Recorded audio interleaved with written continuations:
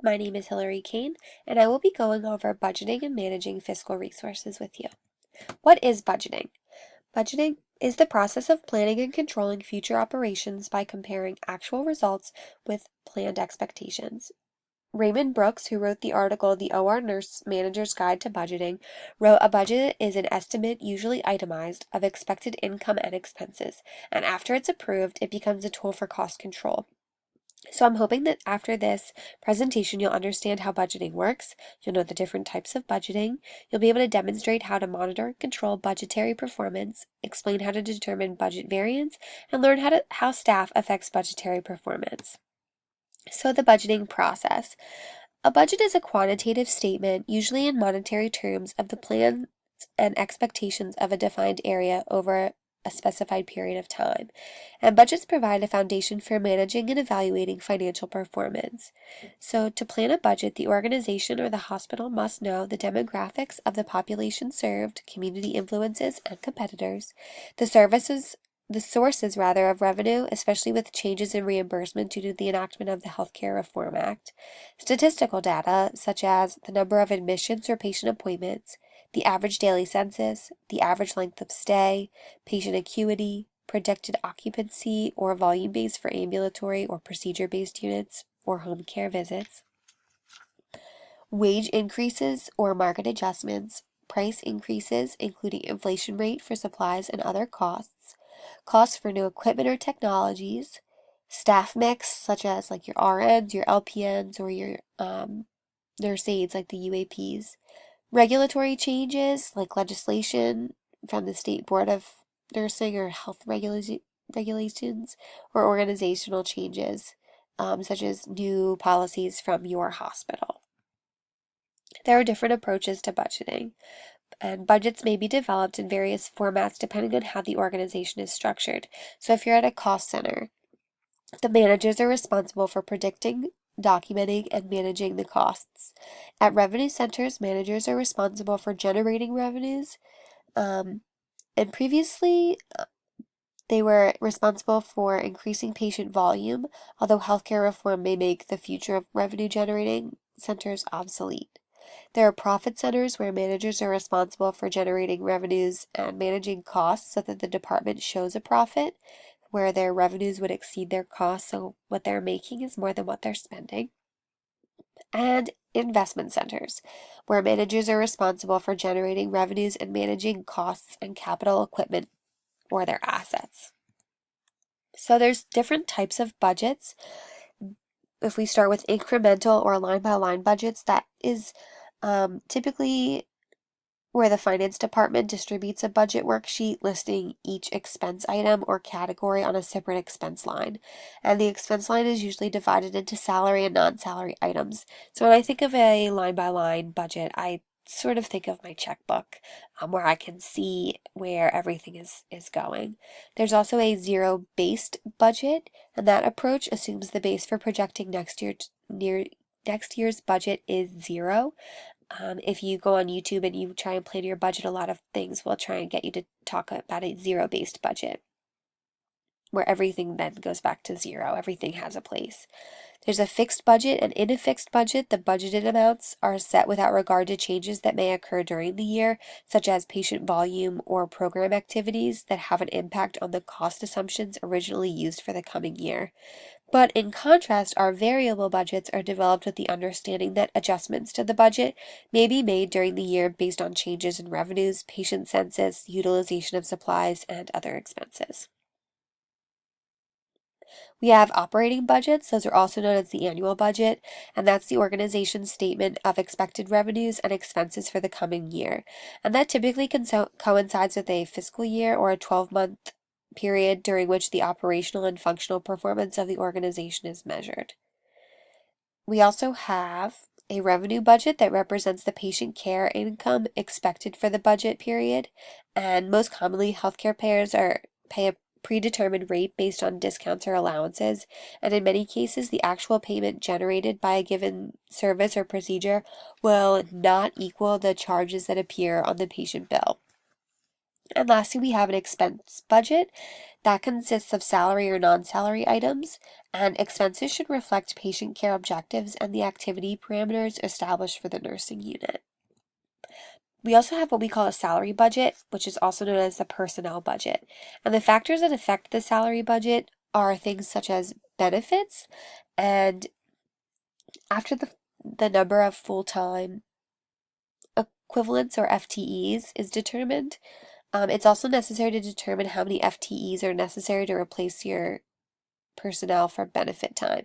Those are like vacations, holidays, personal days, and that can be calculated by determining the average number of vacation days, paid holidays, personal days, bereavement days, or other days off with pay that the organization provides, and the average number of sick days per year.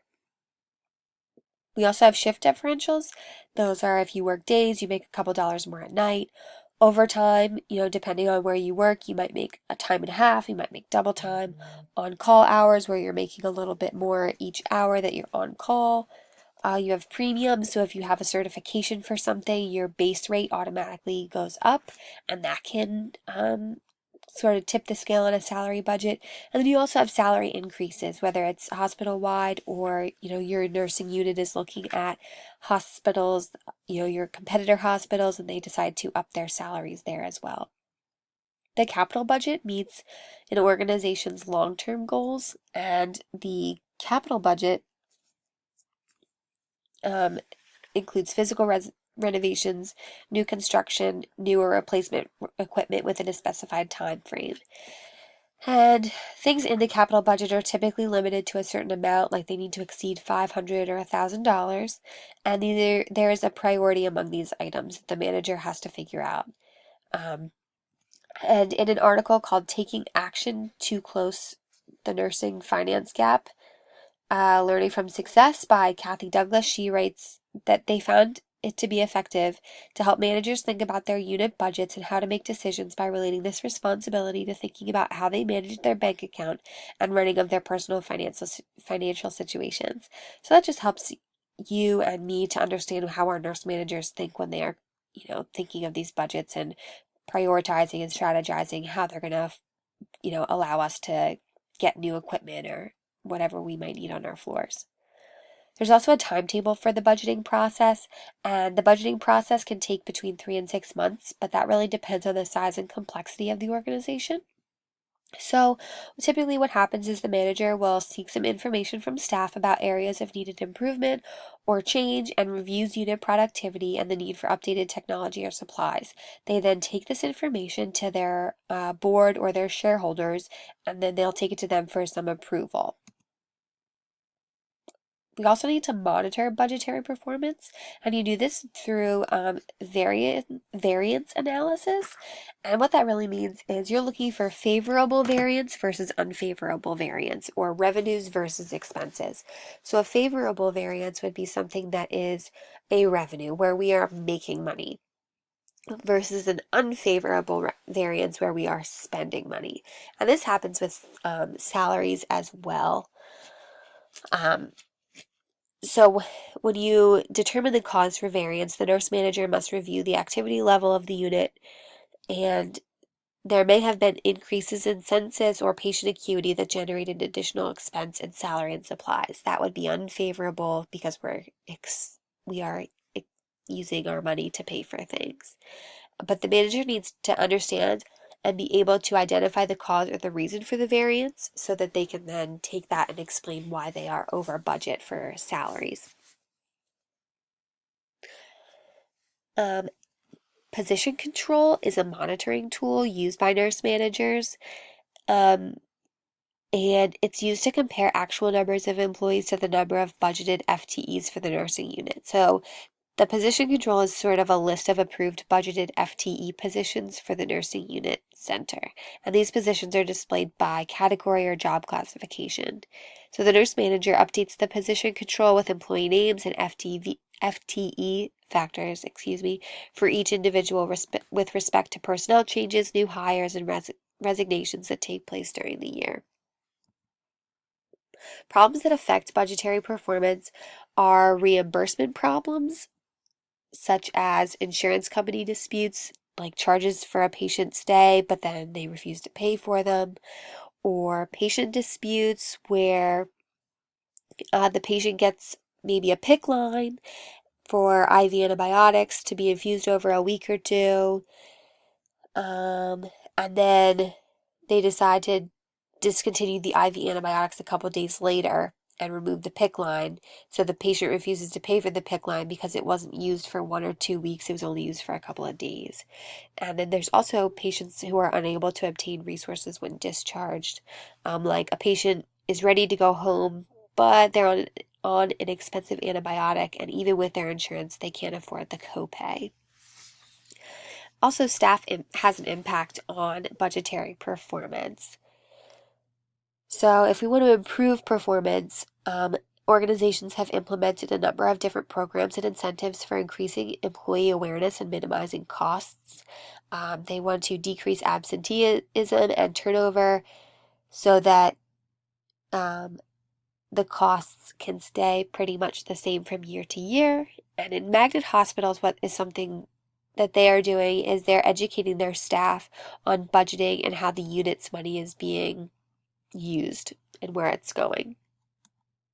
An article that I read by Inez Tenzer has 5 ways to master the art and science of budgeting. And so you want to consider your budgeting as a perpetual process. Although there's specific time frames assigned to the budgeting process, it's not really a once a year or a last minute task. It's, you got to, everything that you're doing, you need to be thinking about the budget. You need to, secondly, know your organization. You need to know their system and process and identify the key people who can assist you as resources and mentors.